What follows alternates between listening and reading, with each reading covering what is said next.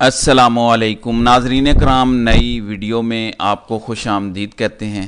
पहला बड़ा और तगड़ा जवाब आ गया है इस्लामाबाद हाई कोर्ट से।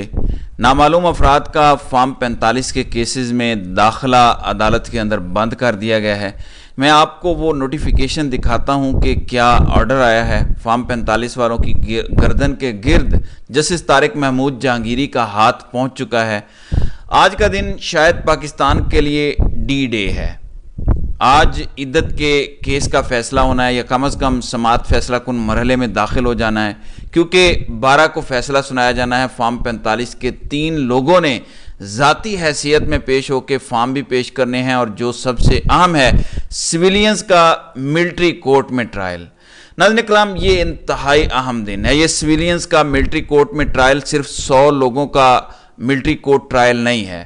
अगर सुप्रीम कोर्ट ने अपने साथी जजों का फैसला ओवरटर्न कर दिया और अपील में इजाज़त दे दी मिलिट्री कोर्ट्स की, और फैसला दिया कि हाँ आइन इजाज़त देता है ट्रायल की, तो फिर मुस्तकबिल करीब में मिलिट्री इस्टेब्लिशमेंट का इरादा है कि जब उन्हें इजाज़त मिल जाएगी सिविलियन का ट्रायल करने की, तो वो इमरान खान का भी इसमें ट्रायल करेंगे। ये जो अभी रिसेंटली पंजाब की काबीना ने केस दर्ज किया हुआ है उसमें, तो ये मंसूबा है। जो बेंच बैठा हुआ है वो काजी साहब का हम ख्याल बेंच है। तो यहाँ सबसे पहले मैं काजी साहब से मुताल्लिक एक बात करना चाहूँगा और तवज्जो दिलाना चाहूँगा। जुनेद हैं ट्विटर पे, उन्होंने ये बात की है और मैं उसको बड़ा इम्पोर्टेंट नुक्ता समझता हूँ। नाज़रीन इकराम, काजी साहब बार बार बात करते हैं कि देखें जी मार्शल लॉ में ये गलत होता था, फलां गलत होता था, ये गलत होता था।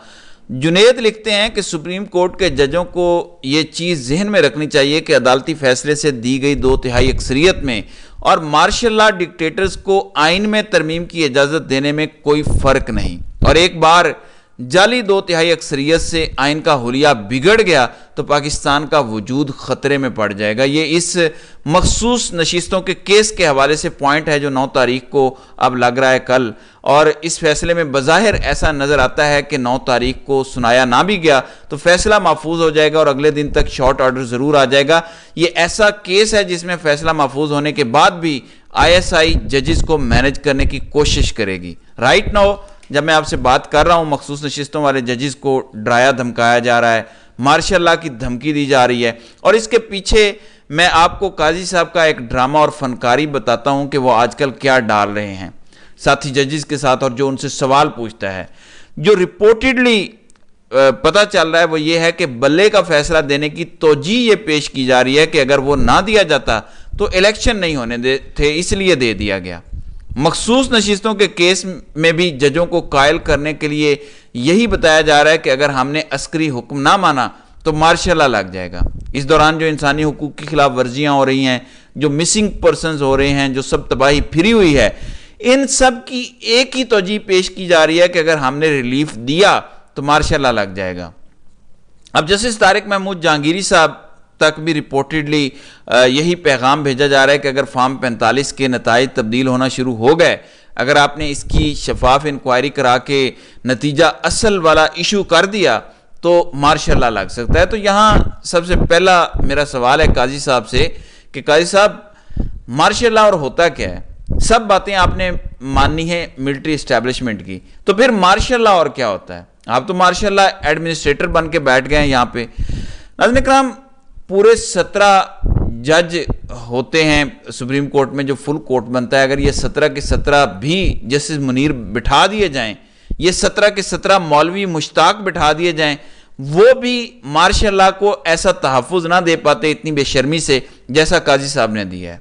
सब ये बात कह रहे हैं कि इस निज़ाम की बका की गारंटी काजी फायज़ ईसा हैं। ये निज़ाम क्या है? एक ऐसा मार्शल लॉ जिसमें सामने सिर्फ सिविलियन हुकूमत है, लेकिन सारा कंट्रोल मिलिट्री इस्टेब्लिशमेंट के हाथ में है। तो काजी साहब हमें बता दें कि आप कहते हैं कि इसी अदालत ने डिक्टेटरों को आइन में तरमीम करने की इजाज़त दी, तो आप क्या करने जा रहे हैं? आप मखसूस नशिस्तों के केस में यही करने जा रहे हैं। आप आज के डिक्टेटर को नाजायज़ तरीके से आइनी तरामीम करने की इजाज़त दे रहे हैं, सिर्फ इस लालच में मुबैना तौर पर रिपोर्टेडली कि आपको एक एक्सटेंशन मिल जाएगी। काजी साहब, आप हैं और इन जजों में कोई फर्क नहीं है, यानी آپ ورس ہیں، بلکہ تب ایک کھلا ننگا مارشل لا ہوتا تھا تو لوگ ڈر کے یہ فیصلے کرتے تھے. اب تو بظاہر ایک سویلین حکومت ہے. آپ چاہیں تو وزیر اعظم کو طلب کر کے کہیں کہ تمہارے نیچے ایجنسیاں یہ کام کر رہی ہیں لیکن آپ خاموش ہیں. الٹا آپ کی بزدلی، آپ کی خاموشی اور آپ کی ملی بھگت جو جنگل کے بادشاہ کے ساتھ ہے، اس کی وجہ سے آج اسلام آباد ہائی کورٹ کے تمام بہادر ججز ٹارگٹ ہو رہے ہیں. سب کے خلاف ریفرنس دائر ہو رہے ہیں. اگر آپ سٹینڈ لے لیتے، اگر آپ عسکری اداروں کے بجائے اپنے ججوں کے ساتھ کھڑے ہو جاتے تو اس ملک میں جمہوریت بحال ہو جاتی. جس دن 6 ججز کا خط آیا تھا، آپ کہتے انف از انف. میرے ہوتے ہوئے کم از کم جب تک میں چیف جسٹس ہوں، میرے کسی جج کے ساتھ آپ ایسا کچھ کیا تو پھر میں دیکھ لوں گا. یہ ایک جملہ اور لائن ہونی تھی اور اداروں نے پیچھے ہٹ جانا تھا، کیونکہ واقعی سپریم کورٹ کا چیف جسٹس اگر ڈٹ جائے تو اس کی طاقت ایسی ہوتی ہے کہ کوئی اس کے سامنے کھڑا نہیں ہو سکتا. دیکھیں، امرتا بندیال ایک کمزور شخصیت کے مالک تھے لیکن تھے چیف جسٹس. عہدے کی طاقت کا اندازہ یہاں سے لگائیں کہ جب انہوں نے 14 مئی کو پنجاب میں الیکشن کرانے کا آرڈر دیا تو ملٹری اسٹیبلشمنٹ کے پاس کوئی اور طریقہ نہیں تھا کہ وہ الیکشن رکواتے. پھر 9 مئی کیا گیا. عمران خان کو عین الیکشن سے 5 دن پہلے اغوا کیا گیا. عوامی رد عمل انہیں پہلے ہی پتا تھا کہ آئے گا. ان کے پاس ساری اندرونی رپورٹس تھیں اور ظاہر ہے پی ٹی آئی کے اندر بھی بہت سارے لوگ تھے جو اندر کی خبریں انہیں دیتے تھے. تو انہیں پتا تھا کہ احتجاج ہوگا اور پہلے سے پلان تھا کہ احتجاج ہوگا، کیسے بندے پلانٹ کرنے ہیں، کہاں کہاں پہ حملہ کرنا ہے، کہاں کہاں آگ لگائی جائے گی، اور اس کے بعد کیسے جیو فینسنگ پہلے سے ہوئی تھی کہ کون کون سے لوگ زمان پار کرتے ہیں، کون کون سے لوگ احتجاج میں باہر نکلتے ہیں. لسٹیں بنی ہوئی تھیں. اس لیے 10,000 بندہ پہلے چند گھنٹوں میں ہی اریسٹ کر لیا گیا. تو یہ سمجھیں ساری سچویشن کو کہ کیسے انفولڈ ہو رہی ہے. تو اس ساری سچویشن کی ذمہ داری قاضی صاحب پر ہے، کیونکہ انہیں کچھ کرنا ہی نہیں پڑ رہا. سب کچھ آپ خود کر کے دے رہے ہیں. پہلے لوگوں کو ڈرا کے مار کے پریس کانفرنسز کرنی پڑتی تھیں. قاضی صاحب نے کہا کہ یہ کرنے کی کیا ضرورت ہے، میں بلے کا نشان فیصلہ دیتا ہوں، ساری پارٹی تتر بتر کر دیتا ہوں. اب ذرا لاجک دیکھیں قاضی صاحب کی. کہتے ہیں کہ میرا فیصلہ تو انٹرا پارٹی الیکشن پر تھا، بلے کا نشان اگر نہیں ملا تو پارٹی تو وہی موجود تھی تحریک انصاف کی، تو جو لوگ آزاد لڑے ہیں وہ پی ٹی آئی میں شامل ہو جاتے. یہ کوئی کامن سینس ہے. ایک طرف آپ کہہ رہے ہیں میرے فیصلے کا مطلب یہ نہیں تھا کہ پی ٹی آئی ختم ہو گئی، دوسری طرف آپ خود کہہ رہے ہیں کہ وہ آزاد لڑے ہیں، پی ٹی آئی میں شامل ہو جاتے. آپ یہ فیصلہ کیوں نہیں دے سکتے کہ جتنے بھی لوگ لڑے ہیں وہ پی ٹی آئی کے ہی ممبر تھے، پی ٹی آئی کے ہی رہیں گے؟ کیا انہوں نے استعفیٰ دیا پی ٹی آئی کی ممبرشپ سے جب وہ الیکشن میں گئے تھے؟ نہیں. اگر نہیں دیا تھا ان سب کو election commission P T I کا ڈکلیئر کرے. آپ یہ بات نہیں کر رہے، آپ اللاجیکل باتیں کر رہے ہیں صرف اس مارشل لا کو جسٹیفائی کرنے کے لیے. جب یہ سب ہو رہا ہے، جہاں قاضی صاحب جیسے کمزور کردار کے لوگ موجود ہیں، وہاں طارق محمود جہانگیری جیسے مضبوط لوگ بھی ہیں، اور یہ انہوں نے سرکولر جاری کیا ہے. یہ ہے 3 کیسز اسلام آباد کے. فارم 45 کا ہیر پھیر چیک کرنا ہے. طارق محمود جہانگیری صاحب یہ کیس سن رہے ہیں اور اس کی آج بڑی اہم سماعت ہے. اس میں جو لکھا گیا، اور یہ بڑا زبردست آرڈر ہے کہ جس کو اسلام آباد ہائی کورٹ کا رجسٹرار پاس جاری کرے گا صرف وہ اندر آ سکے گا. اور اس میں انہوں نے نمبر بتا دیا ہے کہ پٹیشنز کے کتنے کونسلز میکسیمم آ سکتے ہیں، میڈیا سے میکسیمم کتنے آ سکتے ہیں. 30 لوگ آئی تھنک میڈیا سے الو کیے گئے ہیں، جرنلسٹ وغیرہ.